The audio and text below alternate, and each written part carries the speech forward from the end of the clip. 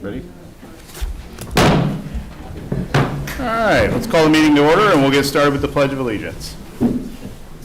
I pledge allegiance to the flag of the United States of America and to the republic for which it stands, one nation, under God, indivisible, with liberty and justice for all.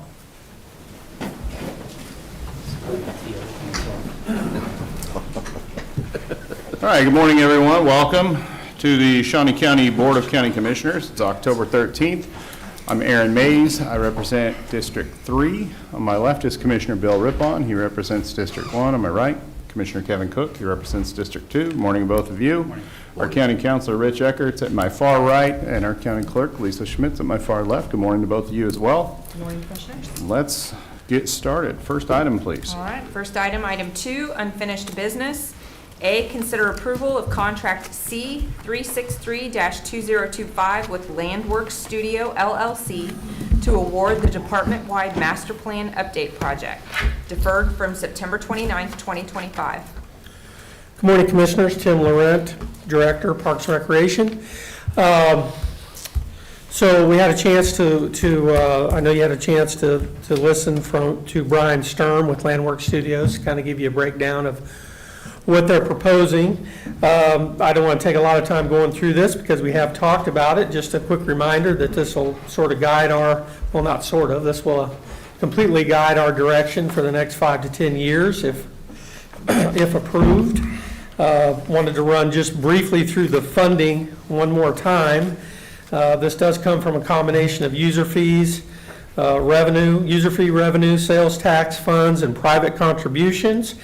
The portion coming from our building maintenance fund, which is primarily supported by user fees. Those fees, we've generated nearly $300,000 this year alone through user fees that have gone into the building maintenance fund. Additional support comes from the Gage Park Sales Tax Fund and the Gage Park Improvement Authority. Both of those are dedicated sales tax revenue. And then lastly, a wonderful donation from the Parks for All Foundation. So with that, I will turn it over to you, and I'd be happy to answer any questions that I can. Questions for Tim?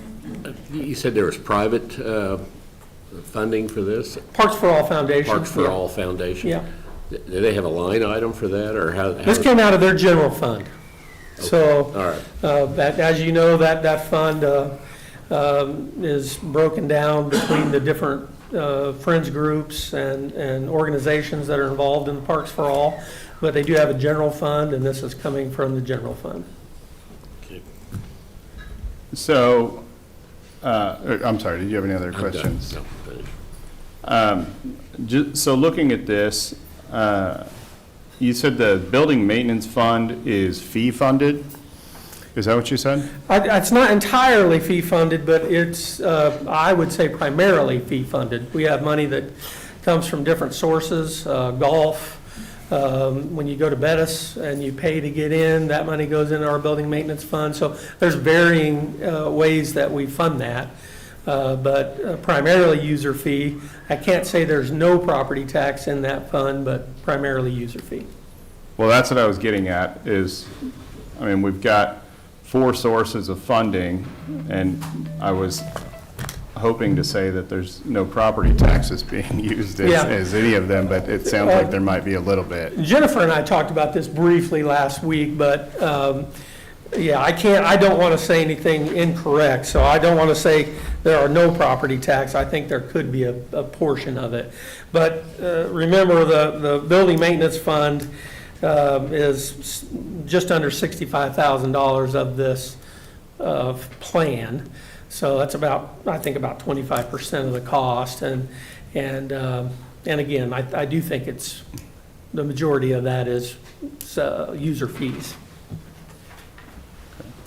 Any other questions for Tim? No.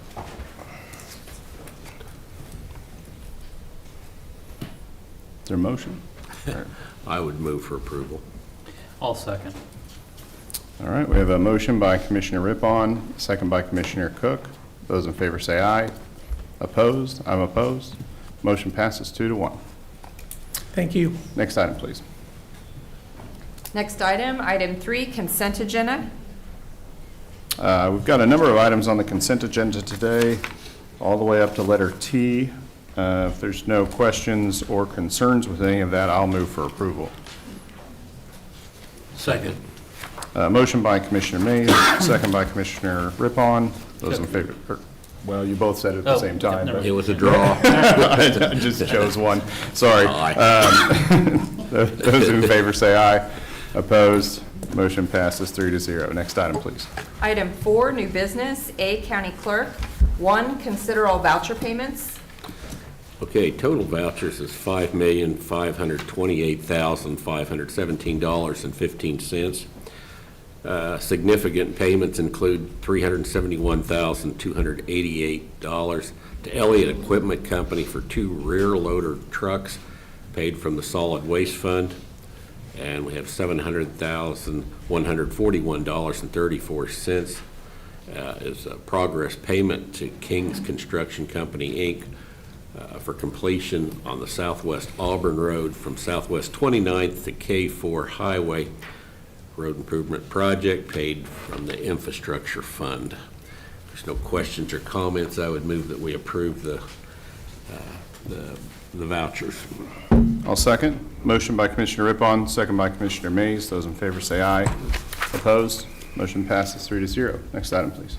There are no correction orders today, so item 3 is consider approval of resolution number 2025-78, authorizing a 2026 cereal malt beverage license to Dillon's Store Number 37, located at 6829 Southwest 29th Street in Topeka. County Council's office has reviewed, council has been notified, and the background check is completed. All right, thank you. Any questions? No. Okay, I'll move for approval. Second. Motion by Commissioner Mays, second by Commissioner Rippon. Those in favor say aye. Opposed? Motion passes 3-0. Next item, please. B, Planning Department. 1, public hearing and consider approval of resolution number 2025-79, a conditional use permit to construct an electrical substation on property zoned RR1 Residential Reserve District located on Southwest Murray Hill Road in Mission Township. Good morning, Commissioners. Joni Thadani, Director of the Planning Department. As mentioned, this conditional use permit is here for consideration in regards to a new substation for Evergy. It's the road is located on Murray Road, but in essence, it's Urish Road. If you took Urish Road north off of 10th, it would take you to the location that we're looking at. It's a large property owned by the Department of Wildlife and Parks, sorry. So it's owned by the Department of Wildlife and Parks. And what they're doing is they're coming in today to get a conditional use permit, which will allow them to move forward with the purchase of the portion of the land that they're looking at, which is approximately 6 acres. The location is marked with a blue star. In essence, what this is they're looking to enhance reliability, capacity, and service to the area. It would be an unmanned fenced substation that would include transformers, breakers, switching equipment. It would operate with low noise and would have erosion controls and limited to business hours. They would go ahead and attempt to acquire the property here in 2026, but construction would not occur until at least 2032, 33. What you should recognize is that our conditional use permit regulations actually put a 24-month time frame, and if they don't move forward with construction or moving forward with that conditional use permit use, within that 24 months, it actually expires, and they've asked to waive that requirement because they need to go ahead and do the purchase now, but construction would not occur until much later. So part of our recommendation is that we would waive that standard 24-month waiver. Site plan shown here. As you can see, there is some in the blue drainage area, and then marked in green is an area where they would construct a berm. Based on the location of this, it is not terribly far from the Kansas Museum and some of the trails that are located out there, and so they want to make sure that it's blocked from sight and keeps people from entering. You can see the parcel here marked in red. 8 letters were sent to property owners within 1,000 feet of the site and 200 feet within the city of Topeka, because it does border right on the city. No responses were received from any of those property owners. We also held a public hearing at the Planning Commission on September 8th, and the Planning Commissioners recommended approval by a vote of 3-1. Staff recommends approval of it, subject to several conditions.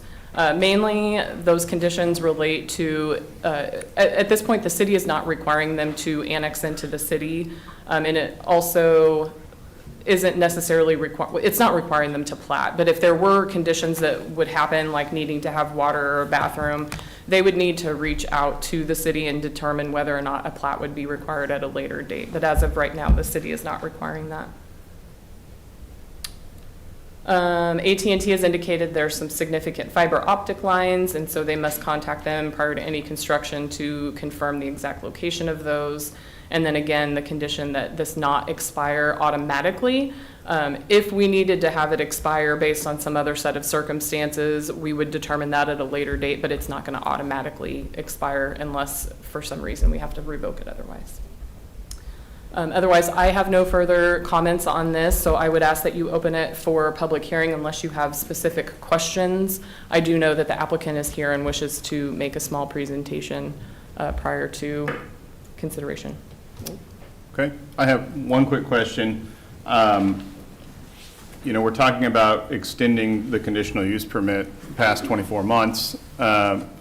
Is there anything preventing them from starting construction sooner than that? No. So No. if If they they get were- the equipment in and they decide they want to start in 2026, they can do that, though? Correct. Okay. Yes. Any other questions? I have No, Commissioner Rippon? That area is pretty low lying. It looks like they'd taken a lot of dirt out there, probably for construction of I-70 and whatnot.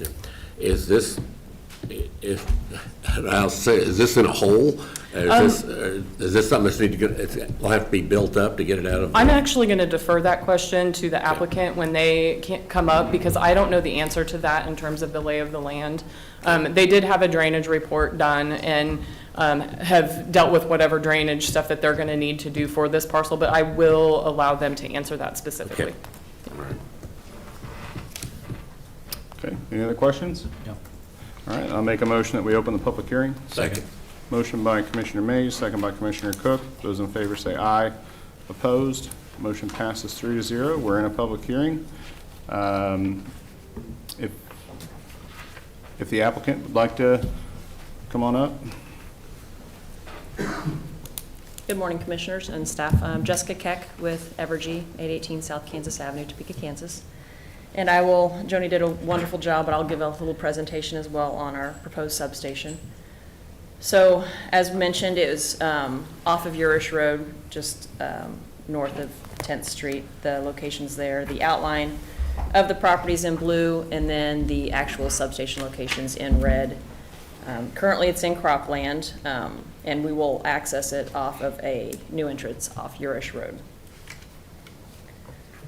This area was selected basically several factors: the size of the property work, the location of existing infrastructure, our transmission lines just to the west there, impacts of surrounding landowners, floodplains. This is not in a floodplain. We've reviewed the property as well. It's not in a wetland. The site topography is pretty flat, so it works for us as well. Limited tree coverage, and then easy access from the road are many of the factors we looked at, and this actually fits all of those. There is a warehouse that's owned by the Kansas Historical Society, located south of the property, and then agricultural to the north. The nearest residence about 475 feet from the substation fence line. This is just photos of the proposed substation site. Looking from the road, you can see it's in agriculture. It's fairly flat, so it fits for a substation for our needs. This is a site development plan. We engaged with the Historic Society. It's Monday morning. My words don't work. We engaged with the Historic Society and talked to them about the site, and we worked out kind of putting this berm right here and some vegetation, some native vegetation to kind of just buffer the site from the trails and stuff like that. We realize the trails are there as well. So that's what we're going to do. We actually talked to them about screening as well, and the 3/8 mesh fence will kind of blend into the background more than anything else, and then putting that berm up with the vegetation will help. We did host a neighborhood meeting on September 4th. We had one couple attended the meeting and had some questions about the site selection and the aesthetics. I think we answered most of their questions fairly well. They seemed to be okay, but you know, nobody loves substations, but they understood where we were coming from, I believe. And then the proposed golden factors, the property is zoned for residential use by Shawnee County, nearest residence about 475 feet. The warehouses, the Historic Society warehouse is to the south. So substation is consistent with the character of the neighborhood. Suitability of the property is ideal for a substation due to the proximity to our existing line, it's to the west. Lack of floodplains, wetlands, and habitat on threatened and endangered species. The area is reviewed prior to selecting as an option for wetlands and threatened and endangered species. Impacts of the proposed property, the nearby properties will not be significantly impacted by any noise. Our transformers now are much quieter than the older transformers, so the substation will emit very little noise. Traffic on the roads will increase during construction, but after that it's only going to be about once a month for maintenance. And then construction activities will happen during normal business hours. The length of the time the property has remained vacant, it is not. It's currently being used for agricultural use. Relative gain, the project will improve the reliability of Evergy's electrical grid in Topeka and Shawnee County and beyond. And then we'll be able to restore power more quickly after outages. Conformance to the comprehensive plan. Shawnee County's comprehensive plan promotes the development of homes and businesses. Reliable electricity is needed for growth in the area. Impact on community facilities. There may be some temporary impact on traffic on the nearby roads during construction. We'll work with the county to minimize any disruptions, and we'll fix whatever we damage along the way. After it's constructed, like I said, it's only going to be manned. It will be unmanned, but only visited about once a month for maintenance. Opposition or support of our neighborhood, of the neighborhood residents. That's one of the purposes of the meetings, the neighborhood meeting that we had, and then the the planning meeting, and then this meeting as well, is to gain feedback from the neighborhood. And like I said, we had one couple show up, but that's about it. And then recommendations of professional staff. We've engaged with Shawnee County to ensure the project satisfies all requirements. And now, if you have any questions for me. Any questions? Commissioner Rippon? The fence around this is a chain link fence? It's a 3/8 mesh. It's more tightly woven than chain link. It's fairly opaque, but it's much tightly, it's like a mesh instead of the chain link, the standard chain link. We've gone to that for security reasons over our standard chain link fences that we used to use. Do we see this area to the west building up as residential? Maybe that's a Joni question.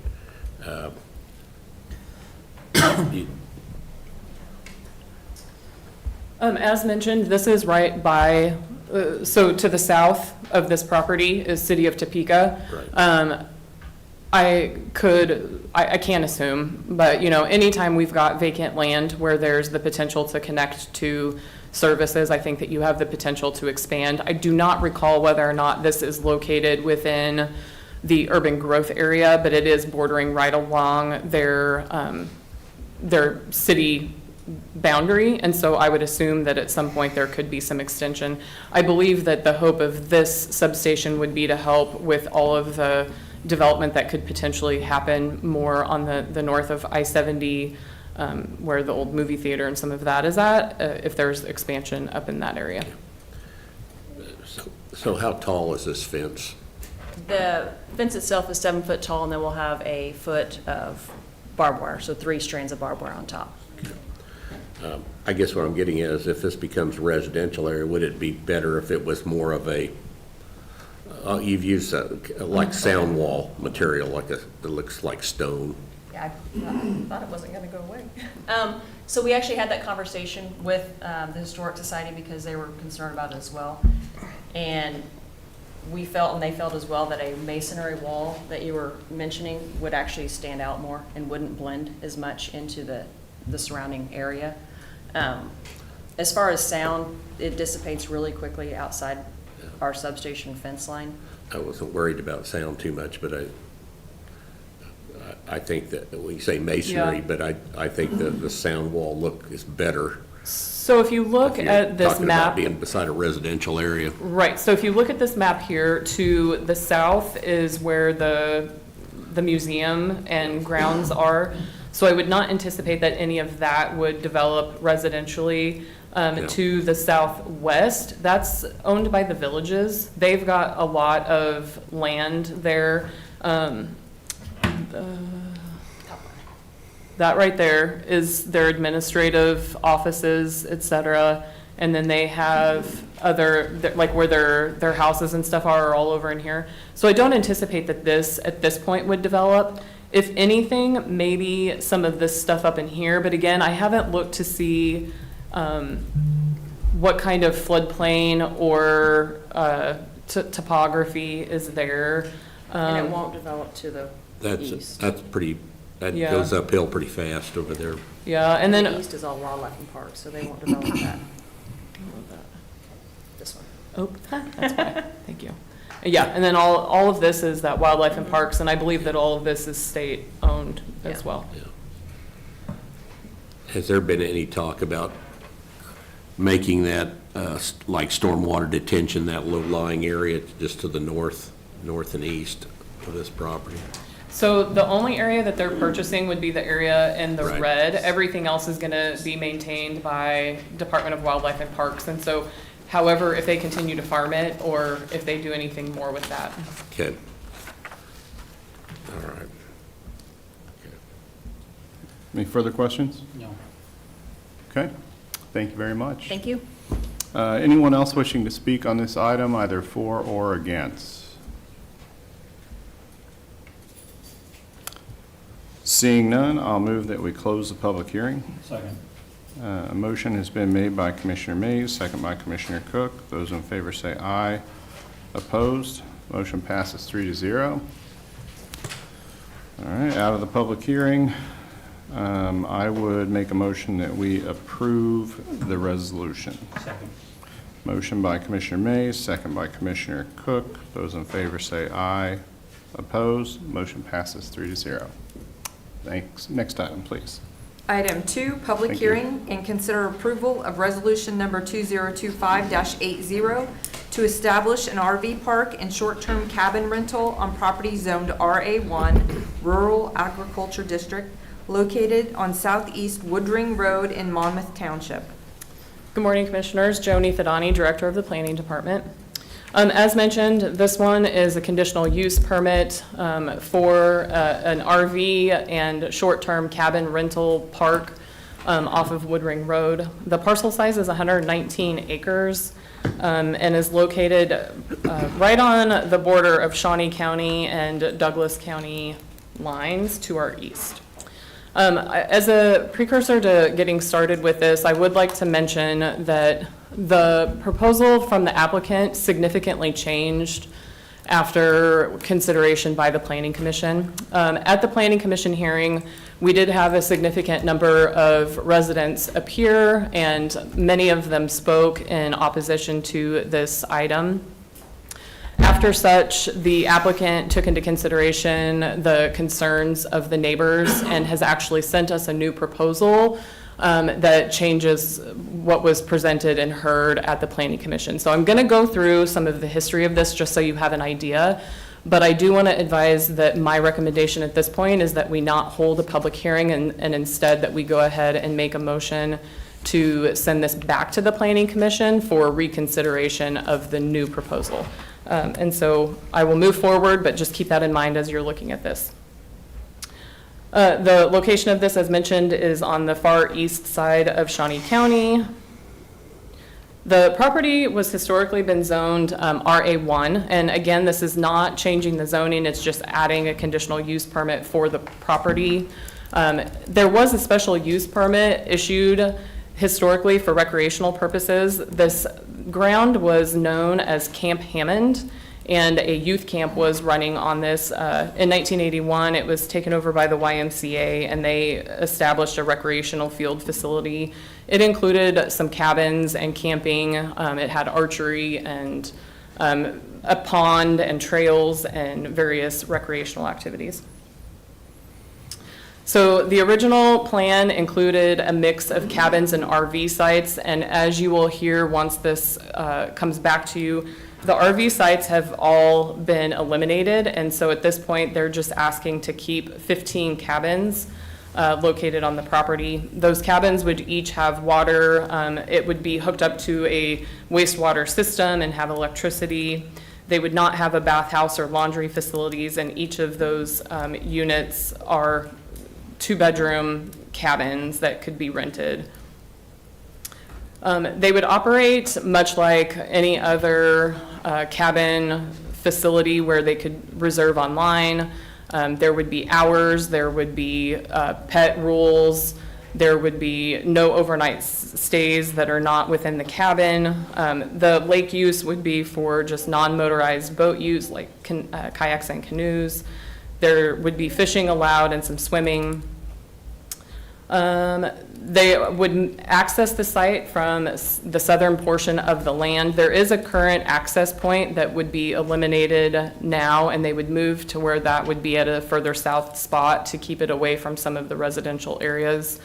They would have no street parking with an official tag, but then there would also be some speed limits involved. As mentioned, we did have quite a bit of public input. We sent out 13 letters to property owners located within 1,000 feet of the site. Now, this was different because we were bordering on the county line, and so we had to send notification to people in both Shawnee County and in Douglas County, and we did get response from people in both counties. We did receive 5 letters in opposition. One of those letters was submitted on behalf of a couple of neighbors. We held a public hearing by the Planning Commission on September 8. 12 individuals spoke in opposition. Concerns about that had a lot to do with the roads, the RVs coming back and forth, traffic and safety impacts. There was concerns raised about it being used for employee housing. The applicant is owned by Bettis Company, and so that did come up as an issue. Ultimately, the Planning Commission voted to recommend denial 4-0. That is in opposition to the planning staff's recommendation, which was to approve. After the hearing, we received protest petitions at the county clerk's office pursuant to state law. When we mapped that area out, 90% of the area within the 1,000 feet of the property responded appropriately. That being said, if and when this is considered by the Board of County Commissioners in the future, you would have to vote unanimously if you were to approve the proposal. So at this time, I don't want to go into more in regards to the golden factors or the suitability of the property. As you can see here, the RV sites are all the ones that are marked out. What's left are just the cabins. And as said, the applicant heard the concerns of the neighbors, so they've submitted revised plans. I am not presenting those today because I don't believe that it's appropriate to have the Board of County Commissioners consider it when the Planning Commission hasn't heard that new set of proposal. So we would request at this time that you send it back to the Planning Commission and that hearing be heard on November 10 at our normally scheduled Planning Commission meeting. It's the second Monday of November and it's at 6 p.m. And that is our recommendation at this time. Questions for Joni? Okay. All right, then I'll make a motion that we refer this matter back to the Planning Commission. Second. Motion by Commissioner Mays, second by Commissioner Rippon. Those in favor say aye. Opposed? Motion passes 3-0. Okay, thank you, Thank you. Commissioners. All right, next item, please. We, the neighbors, would like to have a moment to speak about Okay, about it being kicked back. okay. Before we move on, I'll allow it. So, Thank you. come on up. There are many of us. The plan was just misrepresented by Joni. Did they say your name? Yeah, please state your name. My apologies. My name is Mitch Nerum. I'm resident at 6423 Southeast Wood Ring Road. I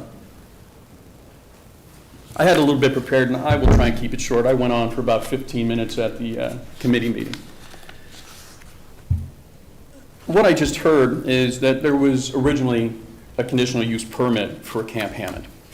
And there was, on the side that Bettis didn't sell. Bettis sold the other side. The land that is proposed has never had anything on it. There was never a youth camp. It has been open the entire time. So the fact that we're saying that it has had a conditional use permit, that is 100% incorrect. That is misleading. This does not fit into the community out here on Wood Ring Road. I had dealings this weekend with people over there working and calling to my dogs and talking to them. That's just workers showing up there, getting the land prepped and ready to go. It's not just the road we're concerned about. They're looking at building basically a subdivision in our home. This is a single-family use property, and they're looking at adding 15 cabins, potentially 2 people staying, maybe more every night, taking the community of 55-ish residents and almost doubling it overnight. People that don't have pride of ownership and aren't vested in our road. When we have people come out, we have people misbehave. We have side-by-sides tearing up down the road, people leaving trash, setting fires, hunting, poaching. I've even stopped poachers on Bettis' land before. Pride of ownership is a huge thing. And I would like to request that CU 25/03 is denied and not kicked back to the committee. They have not followed any of the guidelines that lead up to this point. There's been no neighborhood meeting, no signage, nothing for the community that it involves. This is all being decided by people that do not live on our road or are part of our little community out there on Wood Ring. I don't believe that this should go forward. The rules haven't been followed up until now, and here we are. Many of us, darn near half of this room, have taken days off from work because this was supposed to go through today, and we planned on being here. We're going to have to take more time and put more effort into this not going in. 100% of the neighborhood disapproves this. There is nobody out there that wants this. There is one person, one company, one corporation that wants to put this together. The gain of one is not more important than the needs of many. And that's kind of where we stand. I urge you to deny this and not send this back. You have half a room full of residents that could make it. The others had to work. This may be out of sorts, but then again, this whole cup has been out of sorts. No neighborhood meeting, no signage, none of the requirements. We were told the last time that the golden factors didn't apply. This is a zoning issue. I applied to add structures to my house when I first moved out here. I brought my folks with to help them retire. We moved from Colorado, and I'm trying to help them age out. I was denied because I didn't have the frontage on my property to do this. And now somebody is going to come out and add 15 cabins next to me. For that to get approved, for that to even be considered, when mine wasn't even considered. I wanted to add 2 structures to my home, small structures. And now 15 is going to be considered next to me. I was denied. I urge you to deny this and send it back. Thank you for your time. I'm sorry. You're going to see a whole bunch of folks that are very passionate about this not going through. This changes our entire community out there. We have a little community and we're kind of on our own. Monmouth Fellowship or the Monmouth Township, I don't know if there's any people here from Monmouth today. There were supposed to be some representatives. They were never notified that this was going to go through. Kanawaka denied it because of the road usage. Monmouth was never notified of this. They had no idea this was coming their way. Please take that into consideration. Don't let this run through. Like I said, there's many more people that would like to have some time, so I will stop talking. Thank you very much. Great, thank you. Hi, Summer Weaver, this is Ephraim Weaver. We live at 6320 Southeast Stubbs. We have the other portion of the old Camp Hammond property. Our portion of the property is almost 50 acres, and it actually has all the cabins and the bathhouse and the dining hall. That was the original Boy Scout camp. The portion that's wanting to add cabins and everything, that was intended to be like day use for campers, just trails, walking, fishing, all of the actual improvements, the electricity, the water was all on what we have. So in my opinion, the original CUP was designated for where the campers were gonna be staying anyway. That was, again, just trails and day use for campers. I do have concerns about the safety of Woodring Road for students being bused on that road. It's a bus stop. The traffic is now being directed down Southeast Stubbs because portions of where these cabins, people would be driving to the cabins, it's not safe to go that way, so they're directing them Southeast Stubbs. That's like a known deer crossing. There's no passing zones. It's all blind turns. People are already really speeding through there. I've had my mailbox hit 3 times in just the 5 years that I've lived there. And there's been multiple people in the ditches, and I've sent an email with links to really serious car accidents that have happened on Southeast Stubbs. I do think that adding more traffic that's not residential to the area would just compound these problems.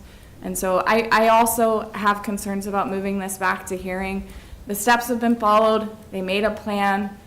They didn't have a recommendation they liked. They also have changed the plan one other time before the hearing happened. And so we all showed up to the hearing with a whole new plan. Now they're having another plan. Sending it back to hearing is just, it's wearing our neighborhood down. I've had to take off work to come here, manage the baby and everything. So I'd appreciate if you don't send it back to hearing and we vote on this as it does not. It changes the character of the neighborhood too much, and it doesn't follow the golden factors. Thank you. Thank you.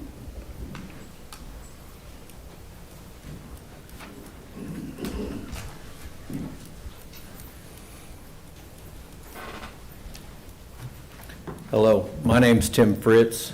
I live at 5937 Southeast Woodring. The northernmost border of Camp Hammond is my southernmost border. I've been in contact with the Fish and Game because it was really a concern of mine that I was going to lose some hunting rights.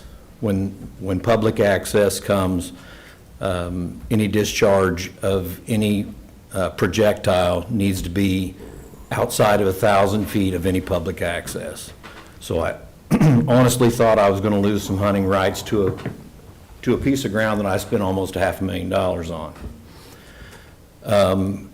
Being in contact with Captain Garrett of the Shawnee County Wildlife and Parks, he has recommended that any public access RV park in the state of Kansas that's monitored by the state has a 200-yard firearms barrier or buffer around the whole property to stay safe. Now, he said I wasn't going to lose any rights to hunting, but that would be the recommendation that he would ask me to stand up and talk about. So I think that, needs to at least be considered. I am beyond frustrated. This is something that I bought with the death of my father, so my kids would not have to ask for permission to hunt anymore. We're totally away from the city. We have 80 acres. We want to enjoy it for the remainder of my life. So I would ask that you all not send this back to planning and zoning because It's just unwanted. It's unneeded. So I appreciate y'all for your time.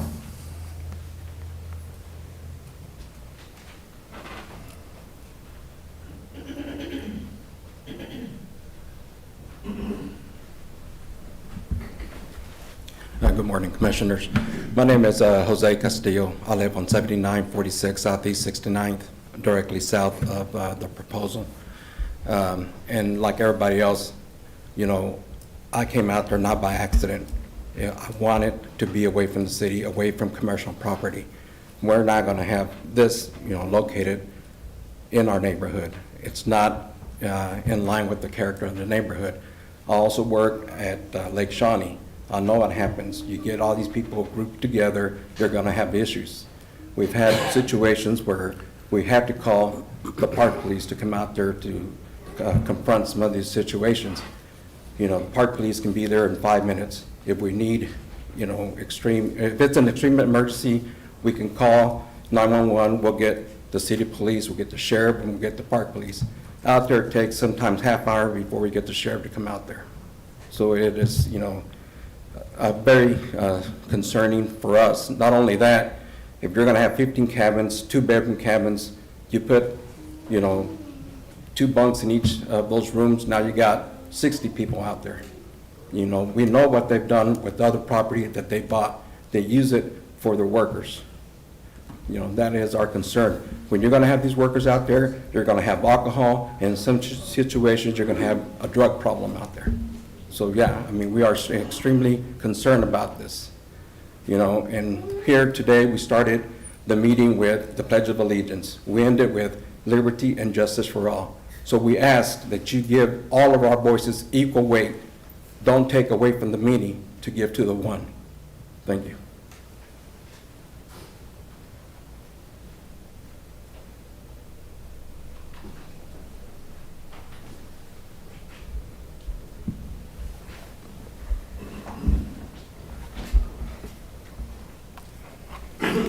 I won't take up too many people. Good morning, Commissioners.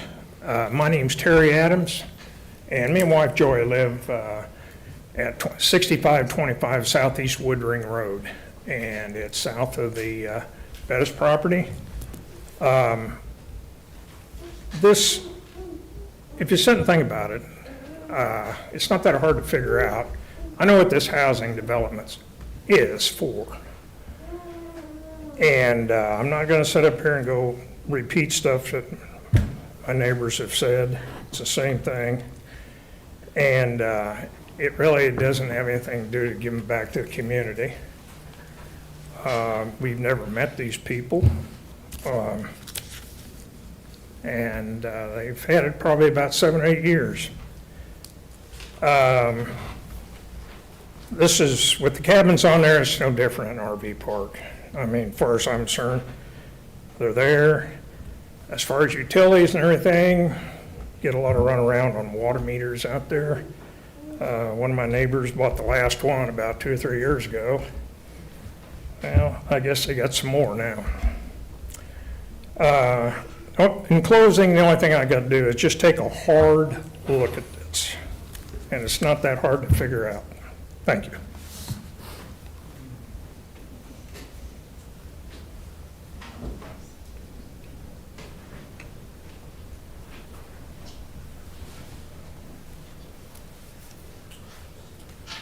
Good morning, Commissioners.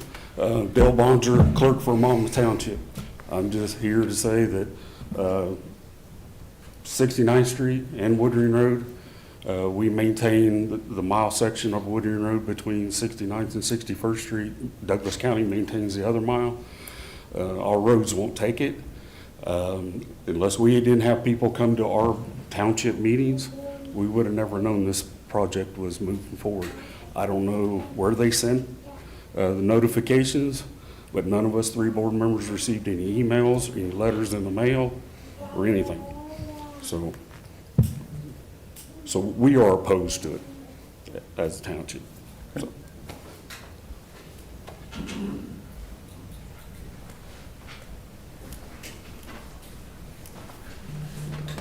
Good morning. My name is Pat Wamsey. I live at 1568 E1 Road, which is north of the proposed. We're approximately 3/4 of a mile north of the proposed development. I don't know if any of you are aware of this or not, but the north section of that road has been deemed unsafe for travel by the United States Postal Service. I built out there in 2001, about 3 or 4 years ago. They discontinued our service, and we have relayed that on to Kanwaka Township because that's who maintains the northern mile of that. Again, Monmouth does the southern. So if United States Postal will not go up and down that road for fear of safety of their drivers, why do we want to put a commercial development out there and put somebody else at risk, let alone the neighbors that have already been out there for 25, 30, 35, 50-plus years? Some of these neighbors out there have homesteaded that land in the 1860s. And now there's a development. Again, the scope of this has changed multiple times. We were not communicated with properly on the front end of that. When we did get word about it, we went to the Planning Commission. By the time that we got to the Planning Commission, the scope had changed. Now we come to this commission meeting today and the scope has yet changed again, and we had no idea that was changing. We've gone from 67 to a nobody knows number to a proposed 6 to 15 unit out there. Again, if this is unsafe for United States Postal, I know that they have stated that they are going to try and direct their visitors in from the south, and I believe something was mentioned about that earlier today. I don't know if any of you commissioners have taken an opportunity to go out there and drive on that road. I think some of the Planning Commission did.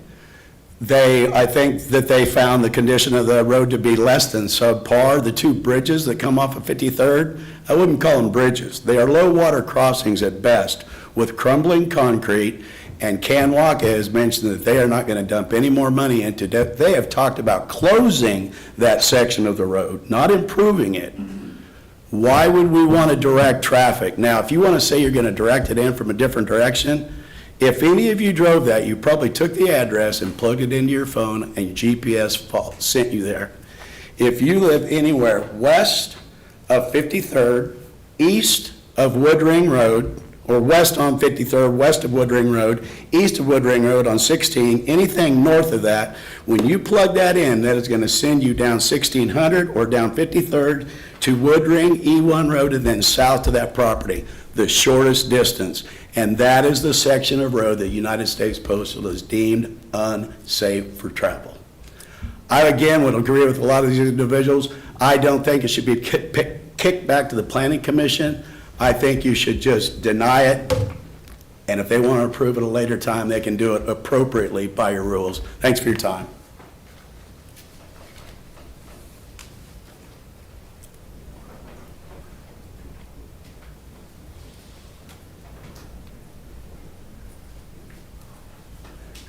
I actually just have a question. Do you guys have the authority to shut it down now? Is this all falling on dead ears? It would take a motion to reconsider. So that is something you guys can do? I mean, theoretically, yes. Okay, all right. Well, I'm also opposed. I didn't really prepare a speech today because... Could you state your name? Oh, Crystal Wesley, 5829 Southeast Wood Ring Road. So I am 2 driveways down from this property. It is my children's bus stop. I didn't even receive a letter. I've never received anything. Thankfully, I have good neighbors that have told me about this so I could be here. But again, opposed to it, and hope that you guys shut this down now if you're able to. But I'm not going to speak on any more and let them take notes on what they're going to argue against next time to try to get it to pass. So.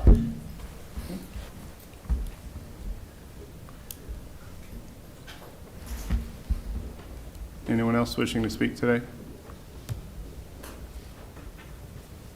Okay. Seeing none, Commissioner Cook? Chair, I do have a question for Ms. Thadani, our planning director.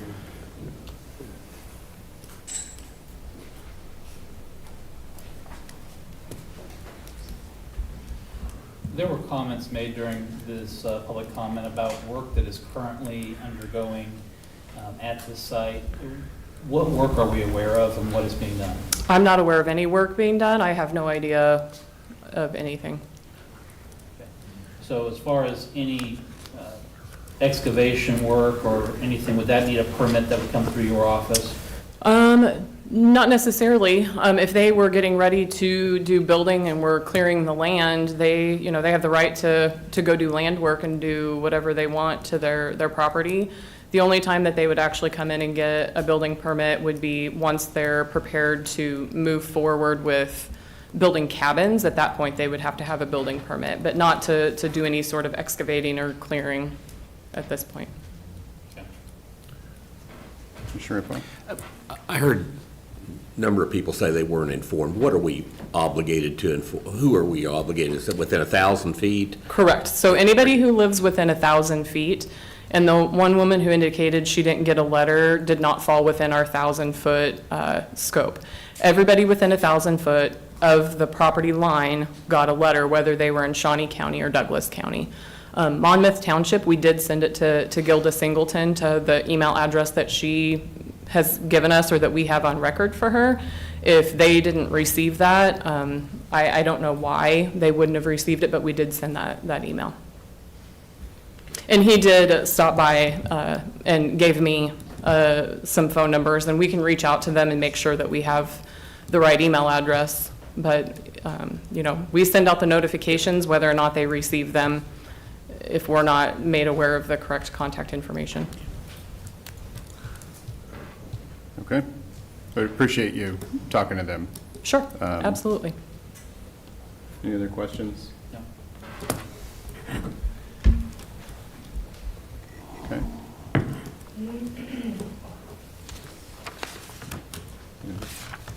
Okay.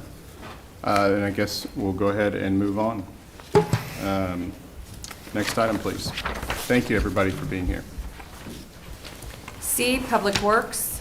1, consider approval of contract C 385-2025 with Easy Liner of Orange City, Iowa for the 2026 purchase of pavement striping truck using Sourcewell, a government purchasing cooperative. Funding will come from the 2026 Capital Outlay Fund and the Public Works Special Machinery Fund. Good morning, Commissioners. Kurt Niehaus, Director of Public Works.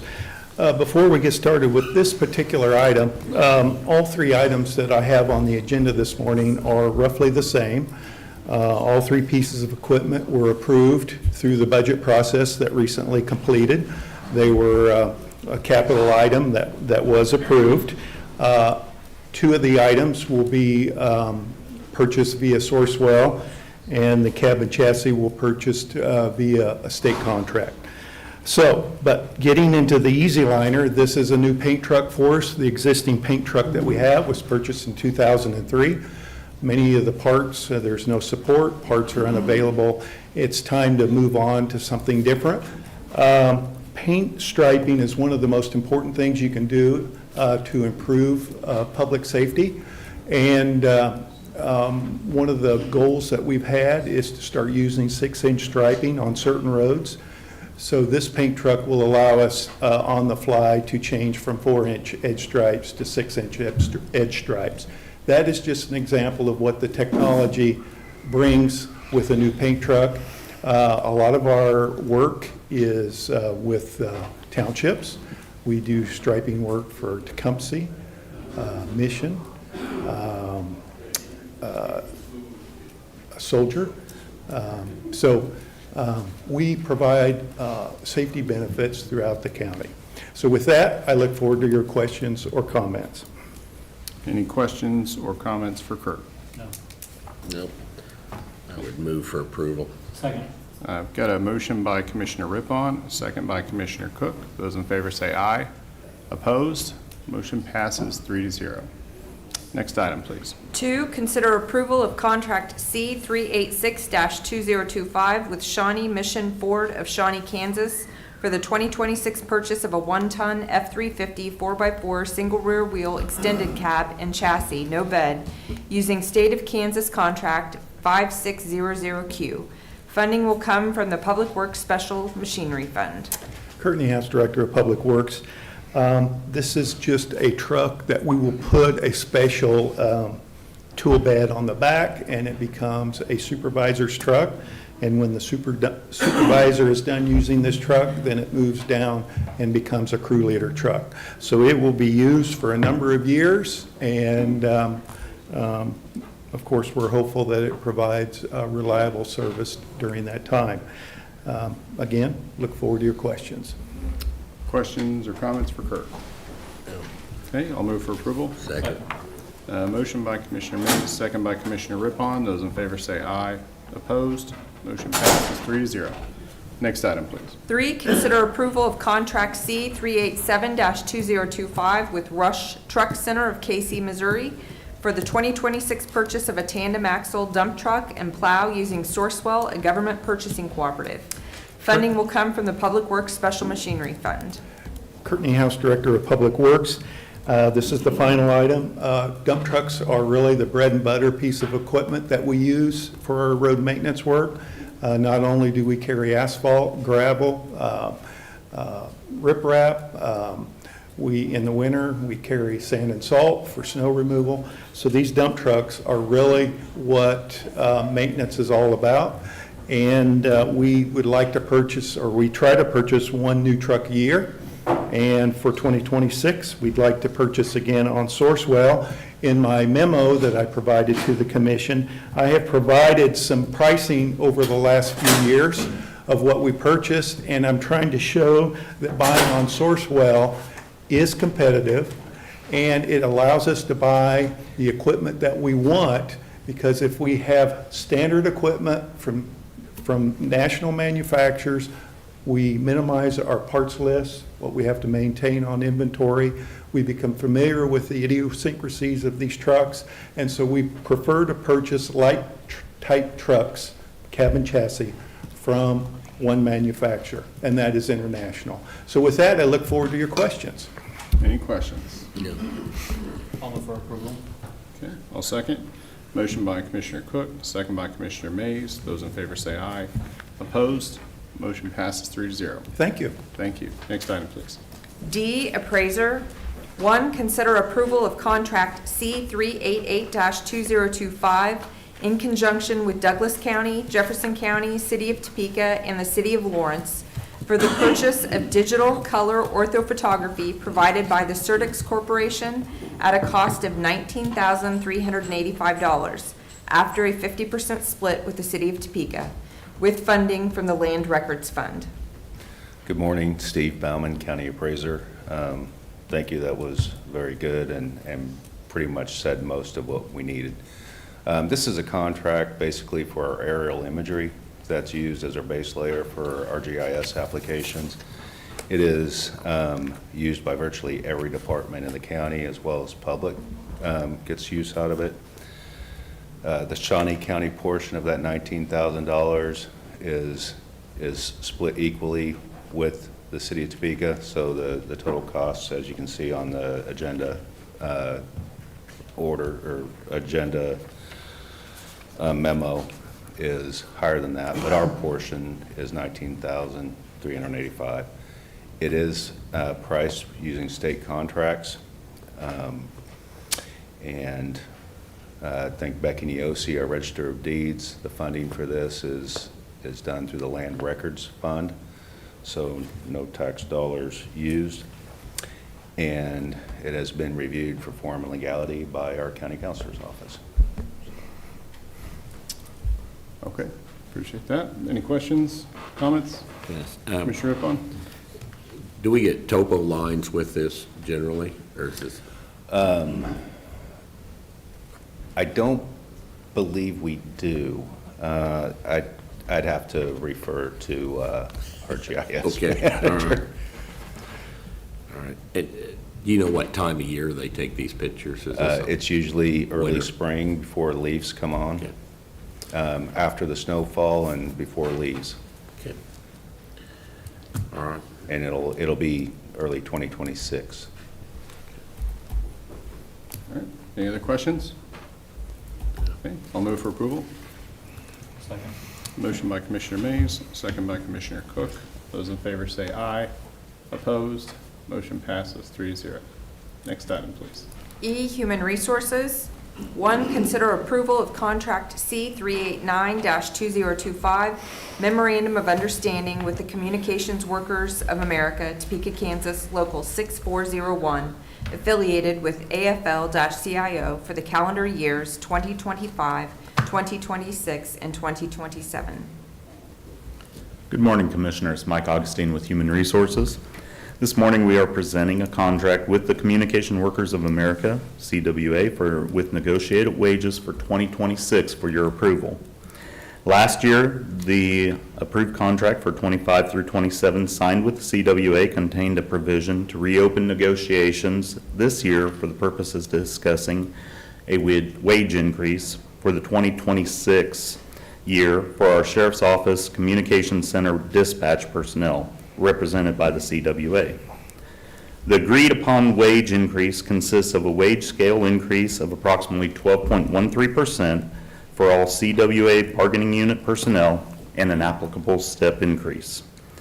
The starting wage of a new communications specialist 1 will be $24.50 in 2026. The 2026 wage increases will take place with all other county wage increases next year during the pay period that includes July 1, 2026. I would like to thank everyone that made this contract possible, including the negotiation teams from both the Sheriff's Office and the CWA.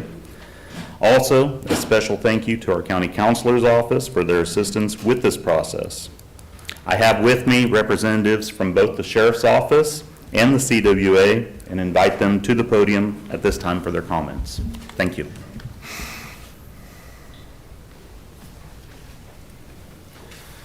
Good morning, Commissioners. Brian Hill, Shawnee County Sheriff's Office. This is our continuing to try to improve on the dispatch center. We was able to come up with enough money to try to put together this retention bonus and work with Human Resources and the County Counselor's Office as well as CWA. So we hope that we can retain the dispatchers we have as we continue to roll out training classes. As you know, it takes several months to properly train a dispatcher and put them on the floor. So the battle we have is the retention of our employees while we continue to staff the center. And we hope that this retention bonus will help in that endeavor. I'm Craig Williams, president of CWA Local 6423, who represent the members working at the dispatch center. I'll say that we are pleased with the results of our wage bargaining. I'm a little disappointed that it doesn't go into effect till July, but that is the contract. I think there is some definite need for more employees there and to retain the current employees. Anything that we can do to help the county do that, we're on board with that. So that's all I need to say. All right. Any questions?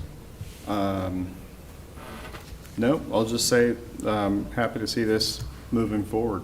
I mean, it's something we've needed for a while, so it's good to see finally coming to an agreement on some things. So I'll make a motion that we approve the MOU.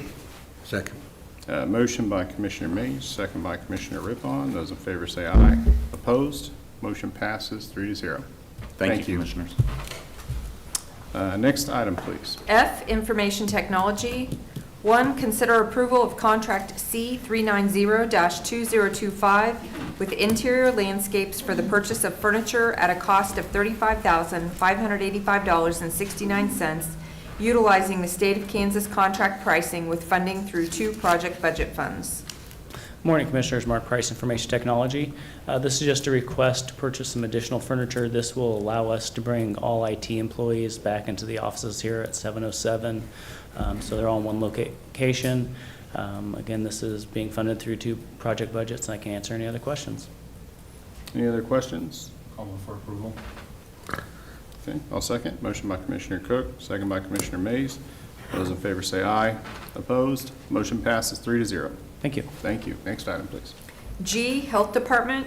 1, consider approval of contract C391-2025, renewal of C344-2018 and C345-2018 with custom data processing electronic health record software in the estimated amount of $49,046.76 to be paid by program revenue, grants, and the department budget.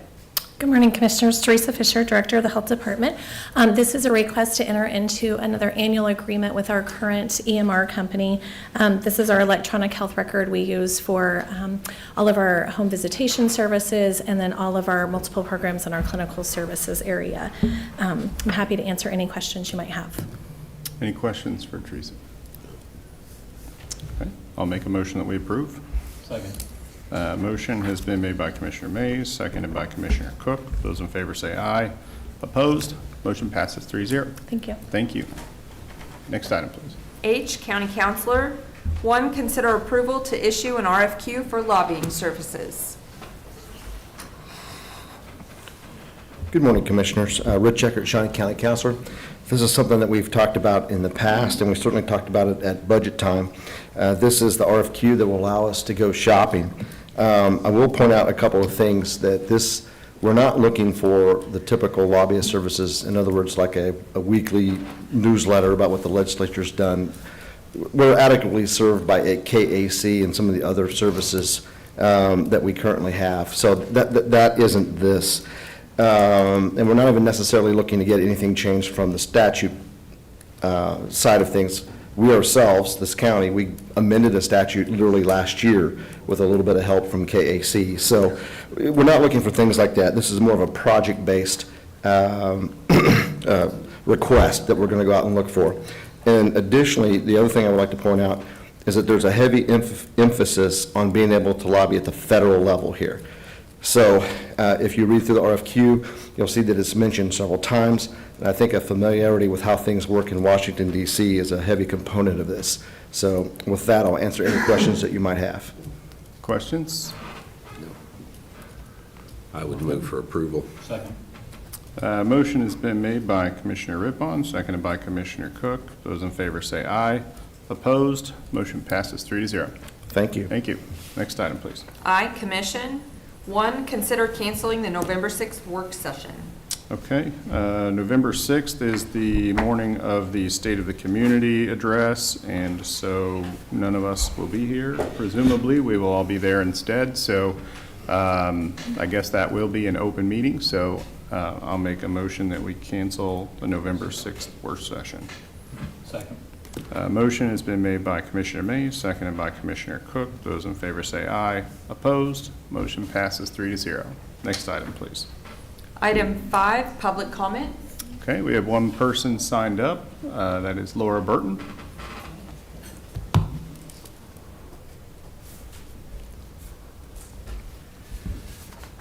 Good morning, Commissioners. Good morning. My name is Laura Burton. I live at 1526 McVicker. I live in College Hill, just a few blocks away from Boswell Square Park, which I know has generated more discussion in recent months than most small parks ever get to see. And I first want to start out by saying thank you, sincerely. For more than 20 years, Shawnee County has cared for Boswell Park, mowing, repairing vandalism, paying utilities, clearing snow, partnering with our neighborhood on projects, and keeping it usable for families. You've done that even without a formal ownership agreement in place, simply because you take seriously your mission to maintain public parks. And through the last 3 years of negotiations, you continued that work quietly and consistently. The neighborhood is so grateful for that. So on behalf of the College Hill Neighborhood Association and the hundreds of families who use Boswell Park, thank you. We see the work you've done and we are grateful. We know these conversations have been incredibly frustrating for everyone, but what is clear to us as residents is this: Shawnee County has shown up for Boswell Park, and that's why we need you to stay in the picture. When Shawnee County manages a park, it's cared for. We've seen that and we know that. Right now, this is the closest we have ever been to resolving Boswell Park's future once and for all. This is not because of luck, it's because of persistence. Our neighborhood has worked very hard to bring Topeka Public Schools to the table, and they are now engaged, and they are ready to sign an agreement. So now is the moment to finish it. The Topeka Public Schools Board meets this Thursday, and if the county is able to get language before then, it gives them the opportunity to consider it and act on it immediately while public pressure is keeping the momentum alive. Now, the neighborhood understands that you have a duty to ensure the details are right. We want you to take the time and do your due diligence and get things right. But also, let's not let the opportunity to resolve this slip away. Again, sometimes in public service, the most important thing is spotting when a window is open, and the window is currently open. We now know both entities want the same outcome. They want Boswell Park to remain a public park forever. They want Boswell Park to be cared for like every other county park, and that the neighborhood families and 501 students can safely enjoy this park for generations. We now have folks on the same page. Our volunteers have spent months organizing meetings, distributing flyers, speaking at school board meetings, sharing updates, getting media coverage, and keeping residents informed. We've had very tough conversations with USD 501. I think most of you know that, and we'll continue to have those tough conversations when we need to. But we also are ready to be partners for you in this park. We're ready to help with grants, fundraising, volunteer work days, and community events once this is finalized. And I want to say, because I know you don't get to hear positive things as often as you should, that Tim and his team at Parks and Rec have been wonderful partners to us in the neighborhood. They don't always tell us what we want to hear. They don't always do everything that we want them to, but they are honest and open and responsive. They'd already treat Boswell Park like it's theirs. At this point, we just want to get them the paperwork to make that official. So commissioners, on behalf of College Hill, please keep this moving. Don't let the kids in our neighborhood continue to wonder why their playground is not kept up like other parks that are surrounding them, and residents frustrated that our projects can't move forward. We are so close because you have brought us to the edge of success and a story that would mean the world for this neighborhood. So please, let's finish this together. Thank you for everything you've done to care for Boswell Park, everything you do for Shawnee County, and let's get this one wrapped up before Thursday. Thanks. Okay, thank you. Any other members of the public wishing to speak today? Seeing none, next item, please. Next item is item 6, Administrative Communications. Administrative Communications. Good morning, Commissioners. Mike Augustine with Human Resources. Today begins 2026 benefits open enrollment for Shawnee County employees that are in benefits eligible positions. HR has several information meetings across county facilities this week. Insurance and benefits representatives from many of our key providers will be present. Attending an open enrollment meeting gives employees the opportunity to talk to benefit vendors and get their questions answered. Additionally, nurses from the Shawnee County Health Department will be available for flu and COVID vaccinations as well. So as you can see on the screen, we have today a meeting for county employees scheduled at Reynolds Lodge. Tomorrow we'll be at the corrections at the Adult Detention Center lobby. On Wednesday, we'll be at the courthouse in the sub-basement of the EEOC. Thursday, over at the North Annex, beginning at 6:30 a.m., bright and early. And then Friday at the Health Department and the Law Enforcement Center at the Sheriff's Office. So we invite all county employees to come out, get their questions answered, and get signed up for their 2026 benefits. Thank you. Okay. Thank you.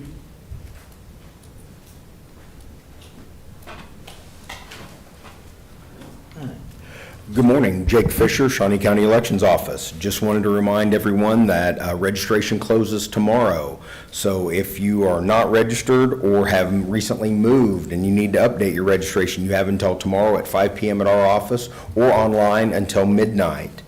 Early voting starts next week. We start a week from today. It'll be 8 a.m. to 7 p.m., Monday through Friday for the week of the October the 20th and the week of October 27th. And then, of course, our last time would be the day before Election Day, November the 3rd, from 8 a.m. to noon. That'll take place at the elections office. And also mail ballots will be mailed out starting this Wednesday for folks that are already on the list. If anybody would like to receive a mail ballot, please contact our office. The sooner the better, so we can get that sent out to you. And then the final thing is we would ask that the commissioners reserve November 17th to meet as the Board of County Canvassers at the elections office. And I will also send an email regarding that as well. Thank you.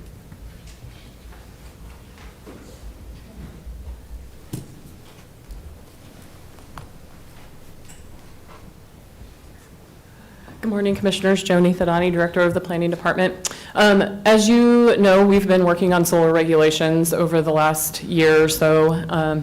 Tonight, we're going to be hosting a town hall meeting in lieu of our normal Planning Commission meeting at the North Annex at 6 p.m., where we're going to allow people to give us comment, input, potentially discussion. It's informal, not a public hearing, just town hall.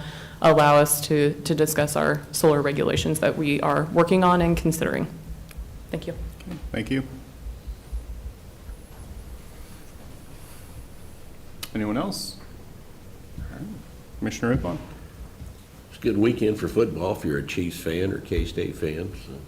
Yeah, not so That's much it. if you're a KU fan or a Washburn fan, though, but, all right, Commissioner Cook? No, nothing. All right, well, yeah, go Chiefs. So I don't have anything else to add.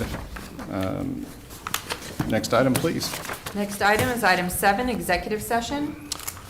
We do not have a need for executive session today, so we are adjourned.